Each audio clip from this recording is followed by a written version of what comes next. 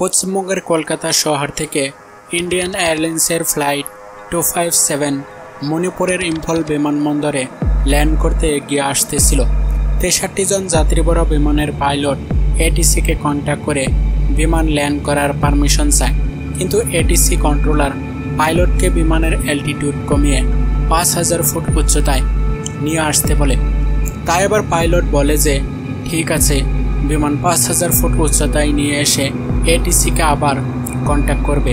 কিন্তু মিনিটের পর মিনিট, ঘন্টার পর ঘন্টা পার হয়ে যায়, পাইলট আর এটিসিকে কখনোই কল করে না।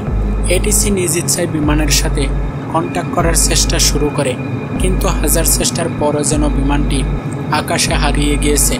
এখন প্রশ্ন হলো, হঠাৎ করে বিমানটি আকাশে কোথায় হারিয়ে গেল? বিমানে যাত্রা করা 63 জন যাত্রীর কি হলো? তো বন্ধুরা, আসুন এবার জেনে আসি ইন্ডিয়ান এয়ারলাইন্সের ফ্লাইট 257-এর সেই রহস্যভরা কাহিনী।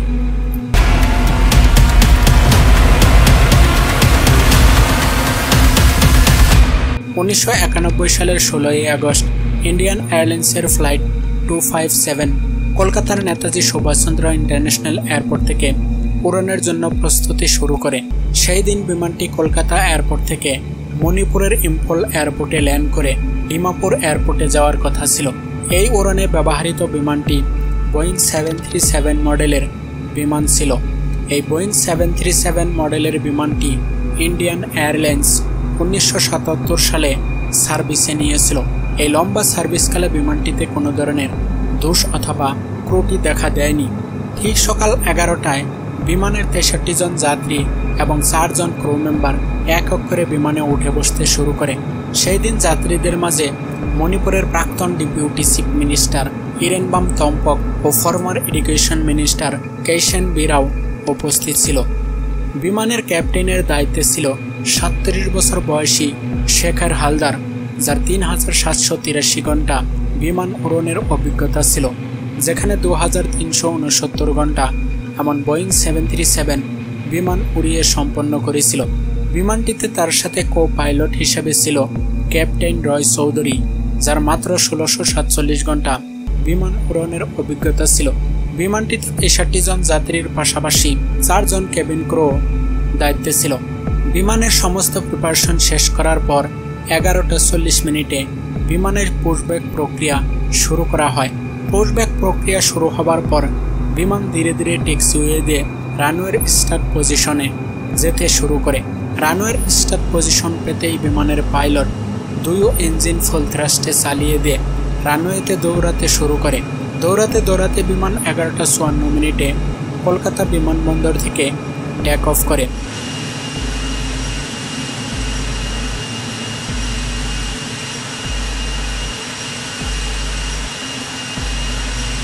আজ এই বিমানটি ক্যাপ্টেন শেখর হালদার উড়িয়ে যাচ্ছিল, আর ক্যাপ্টেন রয় চৌধুরী কো পাইলটের দায়িত্বে ছিল। সাধারণত বিমানটি 1 ঘন্টায় ইম্ফল এয়ারপোর্টে পৌঁছে যাওয়ার কথা ছিল, কিন্তু বিমানের মাঝপথে বিমানের সাথে এমন ঘটনা ঘটে যাবে যা যাত্রীরা কখনো স্বপ্নেও ভাবেনি।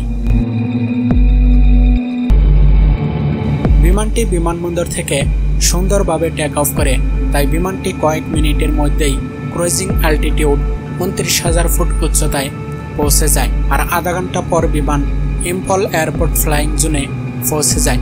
আপনাদেরকে জানিয়ে রাখি, ইম্ফল এয়ারপোর্টের চারদিকে পাহাড়ি অঞ্চলের ভরা এবং এই এলাকায় মনসুন সিজনে ঘন ঘন আবহাওয়া পরিবর্তন হয়। যদি এক পলকে রোদ ওঠে, তাহলে আরেক পলকেই জমজম করে বৃষ্টি নামতে শুরু করে। ফ্লাইট 257 ইম্ফল এয়ারপোর্ট ফ্লাইং জোনে পৌঁছার সাথে সাথেই পাইলট এটিসির সাথে কন্ট্যাক্ট করে এবং তার লোকেশন আপডেট করে বিমান ল্যান্ড করার পারমিশন চায়, কিন্তু এটিসি পাইলটকে বিমান 10,000 ফুট উচ্চতা থেকে 5,000 ফুট উচ্চতায় নামিয়ে নিয়ে আসতে বলে। পাইলট এটিসির গাইডেন্স অনুসরণ করে বিমান যখন 10,000 ফুট উচ্চতায় ছিল, তখন পাইলট এটিসিকে আরও বলে যে সে এখন বিওআর এর ঠিক উপরে পৌঁছে গিয়েছে। বন্ধুরা, আপনাদেরকে জানার জন্য বলে রাখি যে বিওআর মানে হলো ভেরি হাই ফ্রিকোয়েন্সি অমনি ডাইরেকশনাল রেঞ্জ। এর নাম যতটা লম্বা ততটাই কিন্তু বোঝা সহজ। আসলে বিমানবন্দরের আশেপাশে একটি বিওআর অ্যান্টেনা লাগানো থাকে, যার মাধ্যমে বিমানের পাইলট তার লোকেশন জানতে পারে। অর্থাৎ এই ভিওআর অ্যান্টেনার মাধ্যমেই পাইলট বিমান এয়ারপোর্টের দিকে এগিয়ে নিয়ে যেতে থাকে। এখন এটিসি যখন জানতে পারে যে বিমান ভিওআর অ্যান্টেনার উপর পৌঁছে গিয়েছে, তখন এটিসি পাইলটকে বলে যে এখন বিমান 5000 ফুট উচ্চতায় থাকার প্রয়োজন ছিল, কিন্তু তখন বিমানের উচ্চতা ছিল 10,000 ফুট। তাই এটিসি পাইলটকে বিমানের উচ্চতা কমিয়ে 5000 ফুট উচ্চতায় নামিয়ে নিয়ে আসতে বলে। তখন পাইলট বলে যে ঠিক আছে, 5000 ফুট উচ্চতায় বিমান নামিয়ে নিয়ে এসে আবার এটিসিকে কন্ট্যাক্ট করবে। এটিসি তাকে এই এলাকায় বৃষ্টি হচ্ছে বলে সতর্কও করে দেয় এবং এয়ারপোর্টে টেক অফ করতে থাকা অন্য আরেকটি ইন্ডিয়ান এয়ারলাইন্সের ফ্লাইটকে গাইড করায় ব্যস্ত হয়ে পড়ে। এই ফ্লাইট টেক অফ করার পর এটিসির ফ্লাইট 257-এর কথা মনে পড়ে, আর তখন হয়তো ফ্লাইট 257 5000 ফুট উচ্চতায় পৌঁছেও গিয়েছে। তাই এটিসি ফ্লাইট 257-এর সাথে কন্ট্যাক্ট করার চেষ্টা শুরু করে, কিন্তু পাইলটের তরফ থেকে কোনো ধরনের রেসপন্স পাওয়া যাচ্ছিল না। এটিসি বারবার কন্ট্যাক্ট করার চেষ্টা করে, কিন্তু ঘন্টার পর ঘন্টা চলে যায়, ফ্লাইট 257-এর কোনো খোঁজখবরই পাওয়া যায় না। তাই এটিসি আবার সম্পূর্ণ নিশ্চিত হয়ে পড়ে যে ফ্লাইট 257-এর সাথে কোনো না কোনো দুর্ঘটনা ঘটে গিয়েছে। এয়ারপোর্টে এটিসি ফুল ইমার্জেন্সি ডিক্লেয়ার করে এবং ইমার্জেন্সি টিম দুর্ঘটনাস্থলে পাঠানোর প্রস্তুতি শুরু করে। কিন্তু এখন প্রশ্ন হলো, ফ্লাইট 257-এর সাথে কি হয়েছিল? বিমানটি হঠাৎ করে কেন গায়েব হয়ে গেল? বন্ধুরা, এর রহস্য জানতে হলে একটু পিছনের দিকে ফিরে যেতে হবে। আসলে যখন ফ্লাইট 257 কলকাতা এয়ারপোর্ট থেকে কুমিল্লা এবং আগরতলা এয়ারপোর্ট ওয়েপয়েন্ট হয়ে ইম্ফল বিমানবন্দরে পৌঁছার কথা ছিল, তখন পাইলট নিজ ইচ্ছায় দৌ ওয়েপয়েন্ট এড়িয়ে শর্টকাট ইম্ফল পৌঁছানোর চেষ্টা শুরু করে। শুধু তাই নয়, নিজের ভুলের কথা গোপন রাখতে এটিসির সাথে মিথ্যা কথাও বলতে শুরু করে। বলে যে তারা আগরতলা এয়ারপোর্টের উপর দিয়ে উড়ে যাচ্ছে, কিন্তু আসলে সেদিকে তারা কখনোই যায়নি। এভাবে তারা সারা রাস্তা মিথ্যা বলতে বলতে এয়ারপোর্টের দিকে এগোতে থাকে। যখন তারা এটিসিকে প্লেন ভিওআর-এর উপরে থাকা বলে, তখন আসলে তাদের বিমান ভিওআর থেকে 30 কিলোমিটার পিছনে ছিল। তাই এটিসি তাদেরকে বিমান গো অ্যারাউন্ড করে 5000 ফুট উচ্চতায় নিয়ে আসতে বলে। কিন্তু পাইলট জানতো যে বিমান এখনও এয়ারপোর্ট থেকে অনেক দূরে রয়েছে, তাই সে বিমান গো অ্যারাউন্ড করার পরিবর্তে অফসেট এন্ট্রি করে বিমান এয়ারপোর্টের দিকে এগিয়ে নিয়ে যাওয়ার কথা চিন্তা শুরু করে। অফসেট এন্ট্রি হলো বিমান এভাবে একটি সম্পূর্ণ চক্কর লাগিয়ে তার উচ্চতা কমিয়ে এয়ারপোর্টের দিকে এগিয়ে নিয়ে যাওয়া। এভাবে পাইলট তার নিজ ইচ্ছামতে অফসেট এন্ট্রি করে লাগাতার উচ্চতা কমিয়ে বিমান এয়ারপোর্টের দিকে এগিয়ে নিয়ে যেতে থাকে। সেই সময় ওই এলাকায় ঘন মেঘের আবরণের কারণে ভিজিবিলিটি কম ছিল। তারপর পাইলট লাগাতার বিমানের উচ্চতা কমিয়ে সামনের দিকে এগোতে থাকে।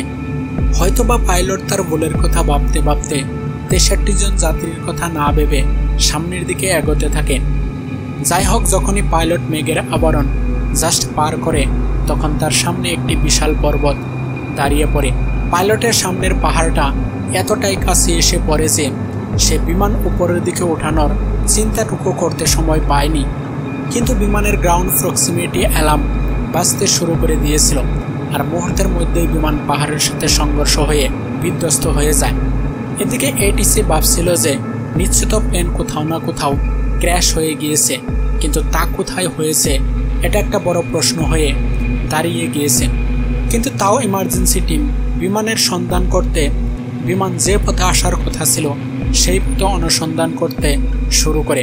কিন্তু সেই পথে তো বিমান কখনোই আসেনি, তাই তদন্তকারী দলের বিমান খুঁজে বের করতে অনেক সময় লেগে যায়। অবশেষে ইমার্জেন্সি টিম বিমান বিশ্রাতে একটি গ্রামে গিয়ে উপস্থিত হয়, আর সেই গ্রামবাসীরা বলে যে তেনজিং হিলসে একটি বিমান ক্র্যাশ হয়েছে। তা শুনে ইমার্জেন্সি টিম অবশেষে ক্র্যাশ সাইটে তাড়াতাড়ি পৌঁছে যায় এবং বিমানের ধ্বংসাবশেষ সেখানে দেখতে পায়। এই তেনজিং হিলসের উচ্চতা প্রায় 7000 ফুট, আর ফ্লাইট 257 6600 ফুট উচ্চতায় ক্র্যাশ হয়। এত উচ্চতায় বিমান ক্র্যাশ হওয়ার জন্য ইমার্জেন্সি টিম সেখানে পৌঁছতে রাত হয়ে যায়, আর ক্র্যাশ সাইটে ইমার্জেন্সি টিম পৌঁছে দেখে যে সেখানে সমস্ত যাত্রী মারা গিয়েছেন, আর সেই মৃত লাশগুলো ইমার্জেন্সি টিমের নিচে নামাতে 4 দিন সময় লেগে যায়। পরের দিন বিমানের দ ব্ল্যাক বক্স খুঁজে বের করা হয় এবং বিমানের ইনভেস্টিগেশন শুরু করা হয়। ইনভেস্টিগেশনে দেখা গিয়েছে যে বিমানের দ ব্ল্যাক বক্স পুরোপুরি নষ্ট হয়ে গিয়েছে, কিন্তু বিমানের ককপিট ভয়েস রেকর্ডার এবং ফ্লাইট ডাটা রেকর্ডার থেকে বিমানের 5টি প্যারামিটার বের করতে সক্ষম হয় এবং তা দিয়ে বিমানের দুর্ঘটনার বিবরণ অনুমান করা হয়। সেই প্যারামিটারগুলো ছিল 1 নম্বরে টাইম, 2 নম্বরে অ্যালটিটিউড, 3 নম্বরে হেডিং, 4 নম্বরে এয়ার স্পিড এবং 5 নম্বরে ভার্টিক্যাল অ্যাক্সেলারেশন। মোট কথা, এই বিমান দুর্ঘটনার মেইন কারণ হিসেবে পাইলটের মন গড়া ইচ্ছাকৃত বিমানের রাস্তা তৈরি করাকেই মেনে নেওয়া হয়, কারণ ইম্ফল এয়ারপোর্টে ল্যান্ড করতে অনেক পাহাড়ি এলাকার উপর দিয়ে উড়ে বিমান নিয়ে ল্যান্ড করতে হয়। তাই এমন অঞ্চলে ইচ্ছাকৃত রাস্তা তৈরি করে বিমান ল্যান্ড করানো মোটেও বিপদমুক্ত নয়। বন্ধুরা, ভিডিওটি কেমন লেগেছে তা অবশ্যই কমেন্ট করে জানাবেন, আর আমাকে সাপোর্ট করার জন্য এই চ্যানেলটি অবশ্যই সাবস্ক্রাইব করে নেবেন।